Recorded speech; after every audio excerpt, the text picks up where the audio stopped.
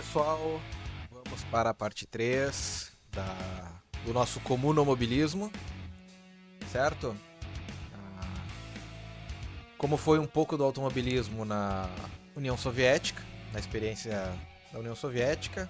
A parte 3 aqui, nós vamos falar aqui por cima aqui da questão da profissionalização do automobilismo, que já na parte do pós-guerra, se encaminhando para o final dos anos 50, foi percebida um envolvimento maior das autoridades, de pessoal envolvido com as autoridades, para que fosse permitido, né, eventos, digamos assim, da parte dos soviéticos oficiais, certo? O que foi acontecendo ao longo desse período aí, entre o pós-guerra e a metade final dos anos 50. Popularização do rally, certo? Do rally e do autocross. Na verdade, o autocross muito popular. E também vale para a parte das corridas com motocicletas. Né? Mas que nem eu falei anteriormente, eu vou focar mais no esporte a motor a 4 rodas. Na verdade, focar 100%. Tá? A diferença do autocross pro rally, tá? Só pra deixar explicadinho, não é a mesma coisa. O rally, ele é uma coisa assim mais clássica, sabe? Das corridas de fora de estrada, que é de um ponto ao outro, certo? Claro, com a profissionalização do rally a nível mundial, foi se dado que era dividido entre estágios, cada estágio era de um ponto ao outro, aí tinham-se intervalos para poder realizar reparos, abastecimento, troca de pneus, etc. E o autocross é uma corrida de circuito em pista de terra, circuito permanente. Difere-se do que se tem lá nos Estados Unidos em relação a ovais de terra. Lá também nos Estados Unidos também ainda tem-se, né, o autocross. Vocês podem ver, assim, ó, atualmente é chamado... tem muitas categorias que são chamadas de rallycross. O princípio é parecido. O princípio é parecido, dá pra se encaixar como a mesma coisa. Mas, sem muitos rodeios, rally autocross fora de estrada, foi se tornando muito popular, caiu muito nas graças tanto do público como dos pilotos. E vai ter uma parte dedicada só a essa parte essa questão do rally soviético, certo? Outra coisa muito importante que foi acontecendo, que contribui muito para o profissionalismo, a participação mais ativa das montadoras. Porque antes o que se tinha eram os modelos de rua com adaptações feitas pelos próprios pilotos, feitas por alguns engenheiros independentes para as competições, certo? Feito de forma independente, que é aquilo que eu falei, do reaproveitamento de peças, de sucata, bem dizer. Mas aí você teve a participação das montadoras para as modificações desses veículos de rua em versões de corrida, certo? E equipes das montadoras, certo? E aí, percebido toda essa questão, também a questão da segurança nas pistas, foi se pensado a criação de circuitos permanentes, que eu vou falar ainda nessa parte. E aí, com isso, foi se criado, né, a partir das autoridades russas, a partir do governo, um comitê dedicado à parte do automóvel e da parte do automobilismo. Abranger as duas áreas, tanto automóvel de produção quanto o automobilismo. Isso foi muito comum, tá? É só mais para posteriormente, na questão ali no cenário global, que foi se tendo uma separação entre as instituições responsáveis pelos automóveis de rua e também separado das instituições para o automobilismo, os comitês organizadores, certo? Os órgãos reguladores, as federações, né, como são chamadas agora. Tem-se a criação na União Soviética do CAMC, mas acho que vamos chamar de CANC, até soa um pouquinho cômico, o Clube Central do Automóvel Soviético, né? já traduzindo a sigla direto para nossa língua. Ali na foto, o modelo ZIL 112, que foi um modelo muito bem utilizado, certo, pela própria montadora, que antes, a montadora ZIL, antes era ZIS, por causa que o S em função de Stalin.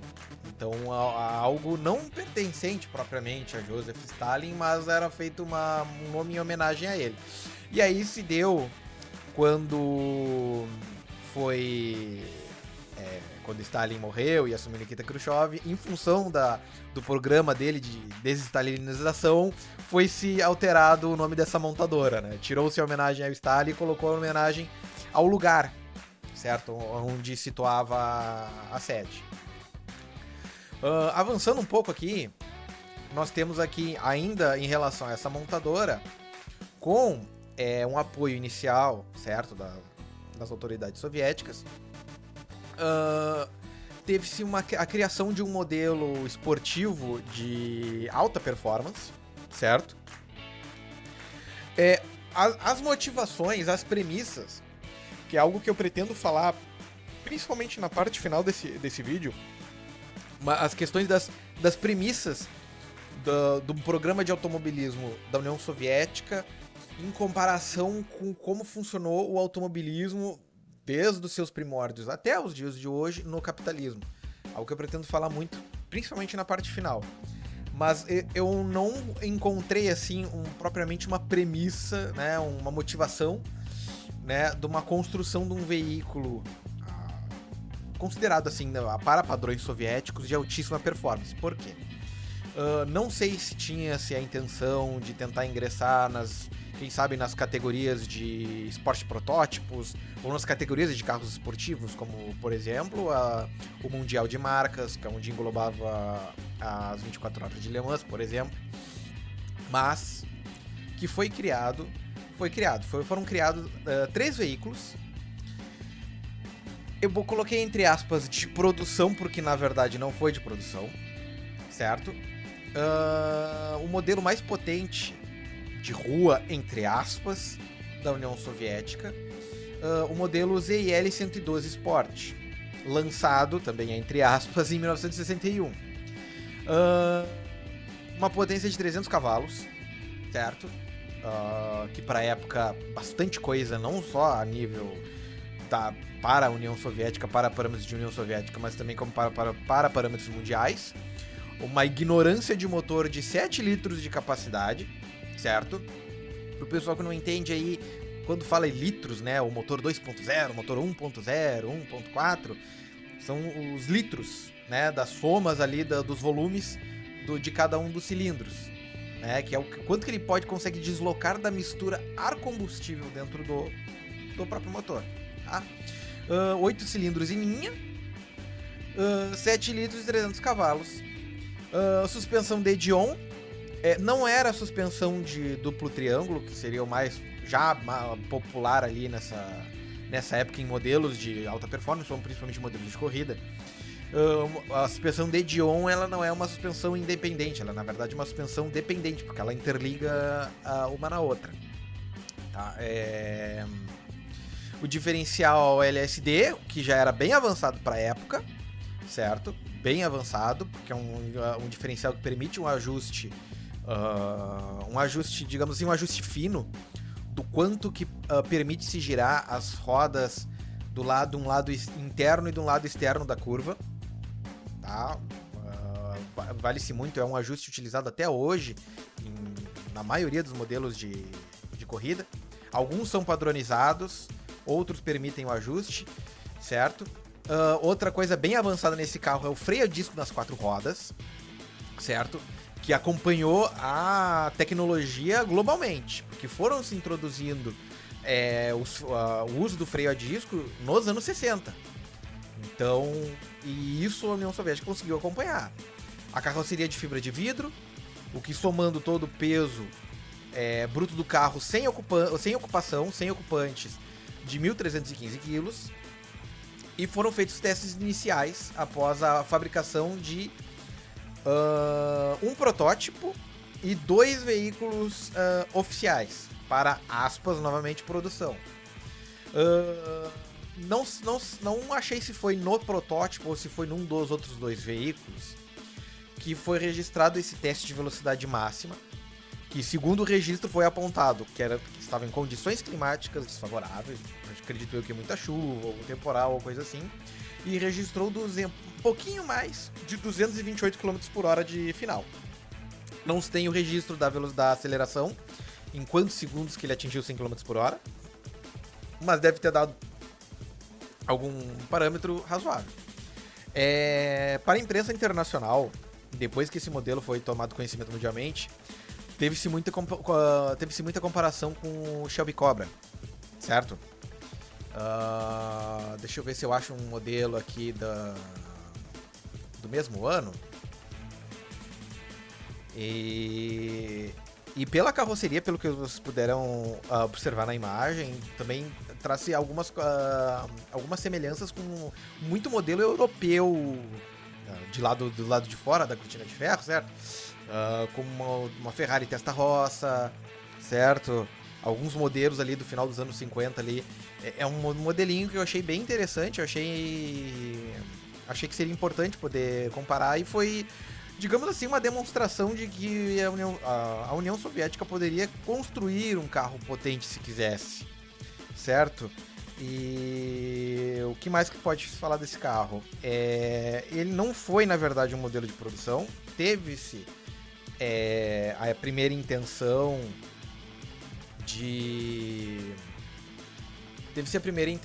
de colocar em produção, certo? Mas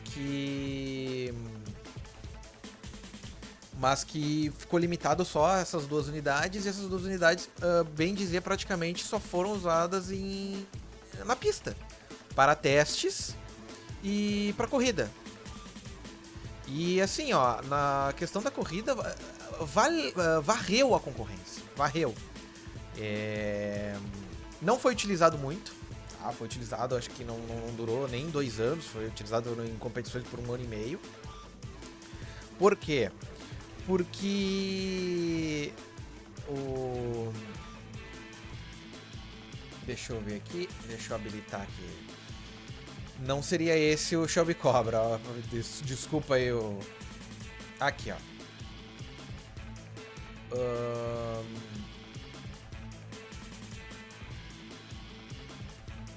Que legal.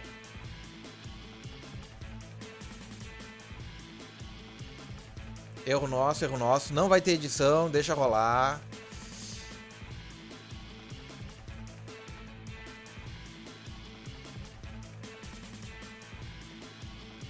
Aqui. Coloquei na tela do navegador mesmo.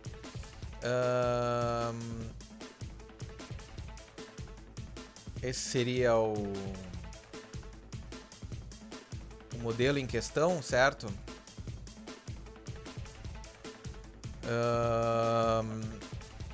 Um modelo até parecido, coloquei o modelo de 61, tá? Por causa que o modelo foi produzido até quase 1968, 1967.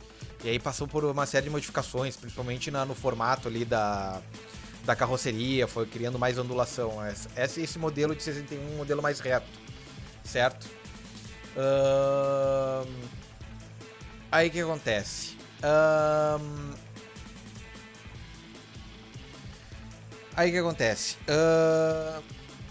Varreu a concorrência, né, como foi dito, mas em função de como a questão da montadora em si, porque ficou tudo a cargo da montadora, né, não foi vendido, tá? Não foi vendido para ninguém, não foi repassado a ninguém, ficou ainda sob responsabilidade da montadora para as competições e para os testes, e houve um corte de fundo, certo? Porque foi ficando muito caro de se manter esse carro e também caro de produzir mais unidades desse veículo. E aí com isso foi feito o corte e esse modelo acabou sendo desativado, certo? Aí entra naquela questão da premissa.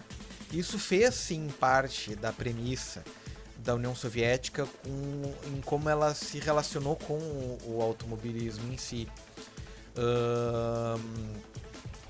E aí acabou não sendo colocado em nenhuma competição internacional, não serviu para exportação, porque sim, eu vou falar isso posteriormente, houveram veículos, tá, a exemplo a própria Lada, mas tirando a parte da Lada, dos veículos que chegaram aqui no Brasil, houveram sim modelos com uma ampla exportação.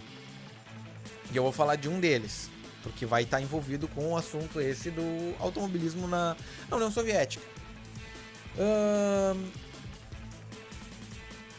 Aí, pulando, certo?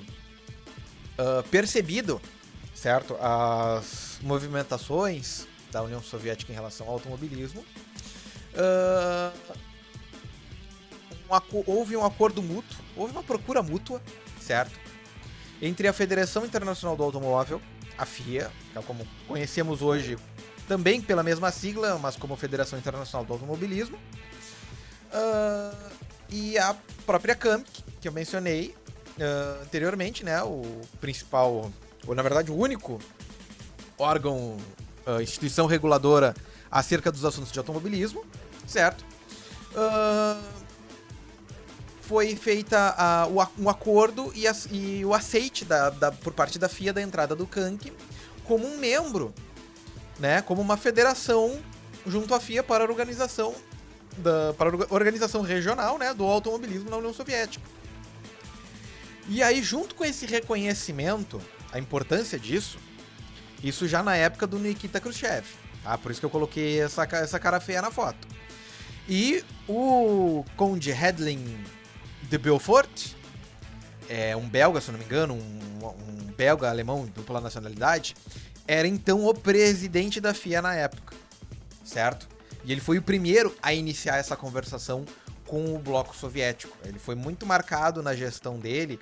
Na verdade, assim, pouco se sabe até da vida pessoal do cara. É difícil de tu achar da questão da vida pessoal do cara, mas de registros oficiais ele é muito reconhecido durante a sua presidência da FIA, em relação a isso, em relação à sua abertura para o bloco soviético na atividade.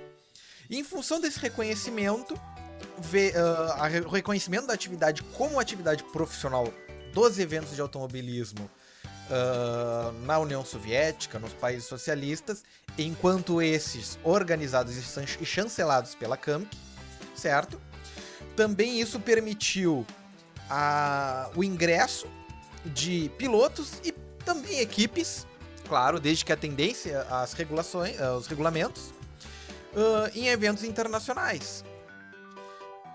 E aí, com isso, você tinha categorias, não só de kart também, mas não só de monopostos, mas também outras categorias de turismo e de rally principalmente, reconhecido como categorias regionais e categorias de acesso, o que linka com o que eu citei da questão do ingresso de equipes e pilotos, certo? Então isso foi um marco na profissionalização, isso selou, certo? A profissionalização de fato da atividade do automobilismo na União Soviética. E aí por aqui eu encerro, certo? Que aí o próximo bloco, aí, a próxima parte, prometo falar das categorias de Fórmula, tá? Um pouco, só uma pincelada, não pretendo falar, não falar tudo. Isso aqui, como eu disse, né? É um resumo do resumo, é um recorte do recorte, tá?